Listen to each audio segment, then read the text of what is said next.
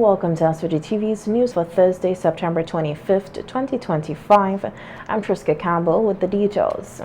The continued deployment of United States warships near Venezuela remains a matter of concern for the Caribbean region. This issue is expected to be raised at the 80th session of the United Nations General Assembly by several regional leaders, including St. Vincent and the Grenadines' Prime Minister, Dr. Gonçalves, who is already in New York for the high-level meeting. In an interview on Telesur television yesterday, Prime Minister Gonçalves criticized the U.S. military presence, stating that the ongoing parade of American forces around Venezuela threatens the peace and stability of the region. How the people of St. Vincent and the Grenadines feels to have that sort of display so close? We don't like it. The people in the Caribbean don't like it. The overwhelming majority of people in Latin America don't like it. We have had statements from individual governments, we have had from CARICOM, we have had from CELAC, Community of States of Latin America and the Caribbean.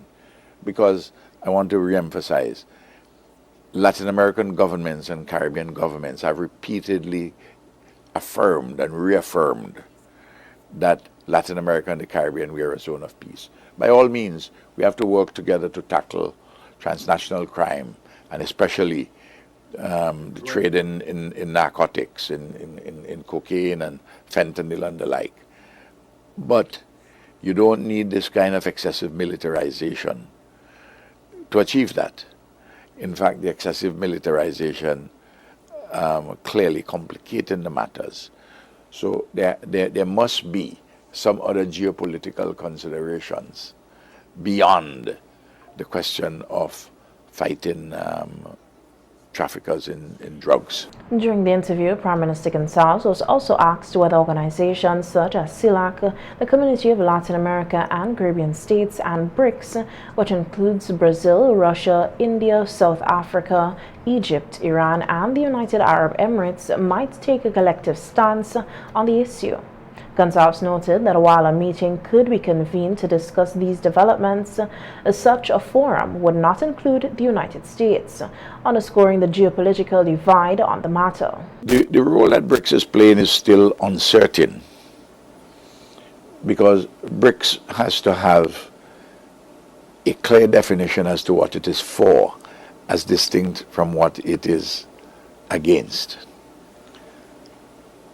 BRICS doesn't like a unipolar world, and there are competing power centers developing. But BRICS is not cohesive, and anytime that BRICS would meet, clearly the elephant not in the room is the United States of America. So that's one issue at the broad political level. In economic terms, BRICS and other countries in the world don't like the weaponizing of the dollar and the payment system. Prime Minister Gonçalves is scheduled to address the United Nations General Assembly tomorrow, Friday, September 26th. In addition to concerns about U.S. military activities near Venezuela, his speech is expected to address several other pressing global and regional issues. These include the ongoing U.S. embargo against Cuba, global trade challenges, including tariff imbalances, the urgent need for stronger action on climate change, the role of multilateralism in addressing international crises. The 80th UN General Assembly has drawn leaders from across the globe at a time of heightened geopolitical tension, economic uncertainty, and environmental urgency. Caribbean leaders are expected to use the platform to call for greater respect for sovereignty, peace, and cooperation in international relations. As St. Vincent and the Grenadines prepares to welcome its new port facilities, Minister of Urban Development, Energy, Seaports and Grenadines Affairs, Senator Bernard Brown, announced that the Kingstown Port Modernization Project has officially entered its second phase.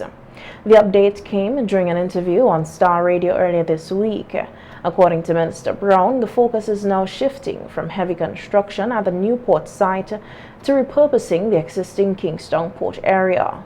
Plans are in place to transform portions of the old facility into cultural and recreational spaces, with a goal of strengthening Kingstown's appeal as a tourism destination. Speak about the port project, on the port modernization project, we would have always spoken about phase 1 and phase 2. So it's looking towards phase 2 and executing that part of the project and freeing up the land so we can have the lands available to do different things with, including hotel investments. The Prime Minister's articulated a cultural space showcasing the Vinci culture there, to improve shopping in the area. So we're improving the destination or St. Vincent as a tourism destination as well as a city for Vincentians to live and prosper in. The existing port, which has served as SVG's main maritime gateway for decades, is being phased out in favor of a new state-of-the-art Kingstown port located just south of the current site, funded in part by the Caribbean Development Bank, the CDB, and international partners. The new facility is expected to improve cargo handling, enhance maritime safety, and increase trade capacity. With the port operations transitioning to the new site, government officials see an opportunity to reimagine the waterfront not just as a cultural space, but also as a hub for economic activity.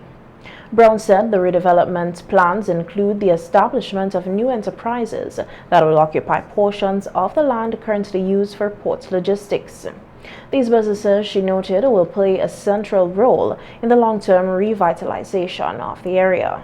As it has been explained many times, so I'm going to say it again, we are establishing new companies, including the Kingstown Foreshore Company, and the Kingstown Foreshore Company will take control of those lands that are further east.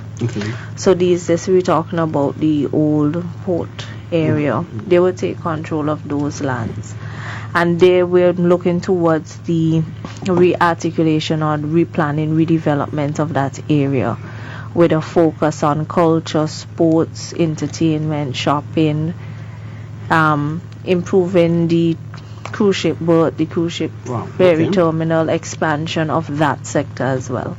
But that all also hinges on the moving of the Beckway and the Grenadine ferry terminal, as well as the schooner to the further west of this current port.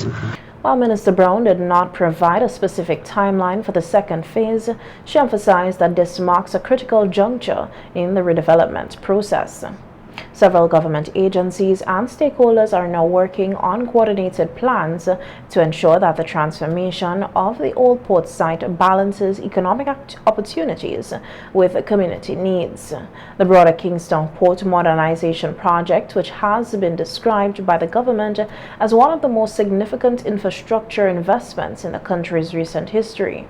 Phase 1, which focused on construction of the new port facilities, is nearing completion. Opposition Member of Parliament for South Leeward, Nigel Nature Stevenson, has described Clare Valley as the most neglected village in the constituency during a community meeting held last night. Addressing a crowd of residents, Stevenson questioned what voters were truly gaining from their political choices, pointing to long-standing issues such as poor road conditions and the closure of the community's hard courts, which has remained off-limits to the public for some time. He argued that a lack of basic infrastructural and access to recreational facilities reflects years of neglect and disregard for the villagers' needs. I go up the road and I see they have a hard court. This is what this Unity Labour Party does. There are so many young, talented athletes from Clare Valley. But you can't go up there to play netball. You can't go up there to play tennis. You can't go up there to play volleyball. You can't go because they put a lock on the gate. Right up there. So they build a hard court, no development, and they lock out the residents. So where are you going to play? Huh? It is neglected so bad that I didn't even know that Vines, where I am from, we call it Pudding Bush. I don't know if you know anything about that. All right? Skipping Bush.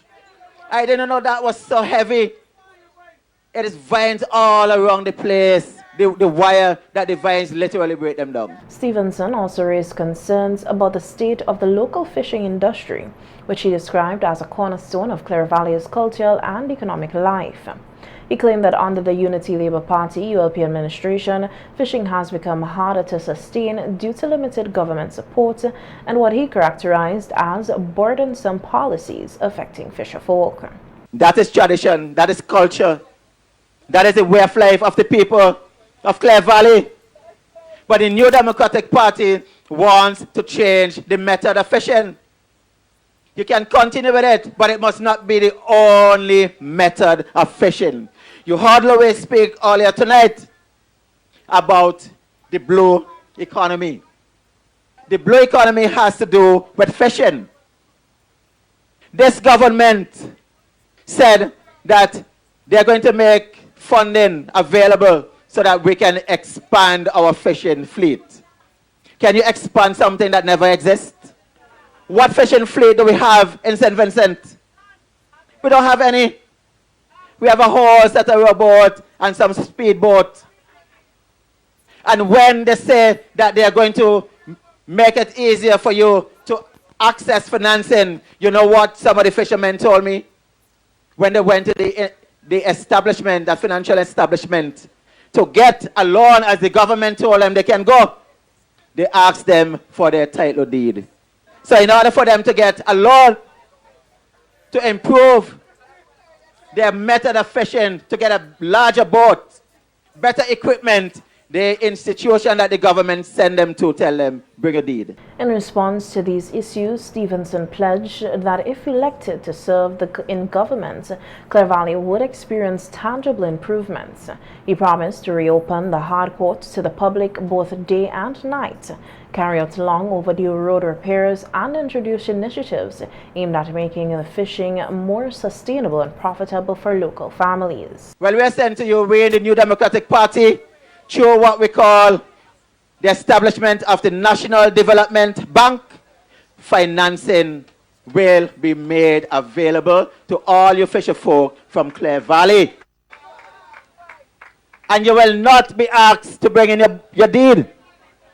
We are going to make financing easier for you so that you can go out there, purchase bigger vessels, and spend longer periods out at sea. But I'm saying to you, residents of Clare Valley, it is my solemn pledge that when we get into the government, we are going to properly resurface that hard court, and we are going to light it, and we are going to put seating facilities so that you can go there and you can play during the night. Stevenson reaffirmed his dedication to the people of South Leeward, vowing that under his continued representation, Clare Valley would no longer be left behind. 1 year after, the St. Vincent and the Grenadines Community College, SVG-CC, launched its Center for General and Continuing Education, CGCE, more than 600 individuals have successfully completed various short courses offered by the institution. On Thursday, several participants were presented with their certificates at a recognition ceremony held at the SVG Community College head of the CGCE. Denisha Hector Kwashi said that the program attracted a diverse group of learners from different backgrounds and communities. The TVET field. Importantly, we offered for the first time in the short course format N and CVQ certificates. Today, we will distribute 37 regionally recognized certificates in electrical installation, and we will be submitting to the SSDA another 13 for certification by the end of this week.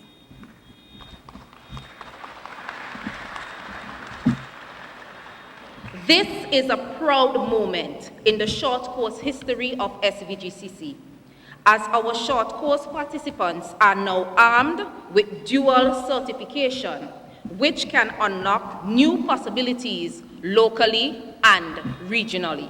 In addition to the CGCE initiative, the SVG-CC also introduced the College Access Program Pathways to Success CAPPS, aimed at creating a smoother entry point for students wishing to pursue further education.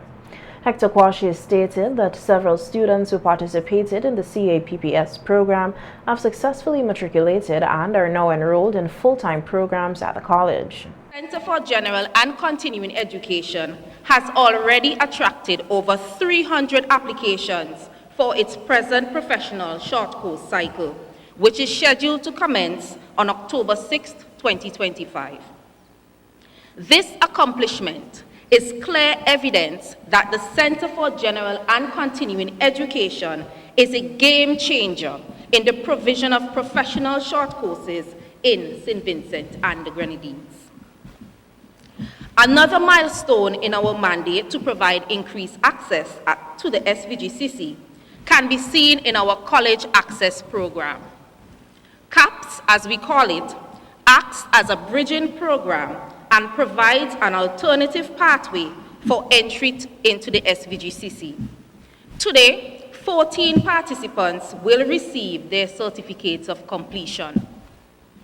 It must be noted that 9 of the 14 participants have met the 2.65 GPA required to matriculate into full-time SVG-CC programs. Looking ahead, the CGCE plans to expand its offerings by introducing more short courses, many of which will continue to be offered online. Hector Kwashi said the goal is to increase enrollment and accessibility, noting that participants come from across the country, including as far as Union Island. Over the course of 6 weeks, the CGCE offered both skills and theory-based courses in 20 locations across St. Vincent and the Grenadines, from Beckway to Georgetown to Pettibodale. The CGCE brought you courses absolutely free. Our community program has transformed the lives of over 250 participants, now empowered with skills and knowledge in plumbing, welding, electrical installation, carpentry, automotive repairs, agriculture, front desk procedures, customer service, bartending, computer skills, bookkeeping, and business. Meanwhile, Minister of Education Curtis King expressed his satisfaction with the high completion rates of the short courses. He said the initiative aligns well with the government's educational policy of ensuring that no one is left behind. Become accepted as a virtual education revolution here in St. Vincent and the Grenadines. The idea was that no one should be left behind. And we felt we had to go beyond just making that statement and to put into practical ways the mechanism to achieve this whole idea of no one should be left behind. I must say that 24 plus years after, we are achieving the sort of success that we had envisioned at that time. However, it is also correct to say that while we can tap ourselves on the back, New short courses under the CGCE are scheduled to begin in October. Some of the programs run for as little as 6 weeks and are designed to provide practical, career-oriented training in a short time frame. For more information on course offerings and registration, interested persons are encouraged to contact the SVG-CC or visit its official website. The Department of Tourism and the Ministry of Tourism, Civil Aviation, Sustainable Development and Culture will on Saturday, 27 September 2025, join the rest of the world in celebrating World Tourism Day 2025. World Tourism Day is celebrated annually to increase awareness of tourism's contribution to economies throughout the world. The United Nations World Tourism Organization UNWTO 2025 theme, Tourism and Sustainable Transformation, will seek to highlight tourism's transformative potential as an agent of positive change. In keeping with the theme, the Department of Tourism says it will, on World Tourism Day, highlight various sustainable tourism initiatives by tourism stakeholders, both in the public and private sector, throughout St. Vincent and the Grenadines. The ministry will, on Friday, September 26th, officially launch a joint initiative of the various arms of the ministry to accelerate the Sustainable Transformation Trust. This event will take place at the Botanical Garden from 1 p.m. According to Minister of Tourism and Sustainable Development Carlos James, the theme for World Tourism Day 2025 calls on countries to rethink and reshape how they experience and share the world. He said for St. Vincent and the Grenadines, this means protecting the natural assets that define our island and ensuring that communities and visitors alike enjoy clean, litter-free environments. He further stated that by valuing our environment as much as our culture and people, we strengthen our tourism product, safeguard our heritage, and build a sustainable future for generations to come. World Tourism Day will be recognized all across the globe, and the UNWTO's celebrations will take place in Malacca, Malaysia, a city renowned for its rich history, diverse culture, and commitment to sustainable growth.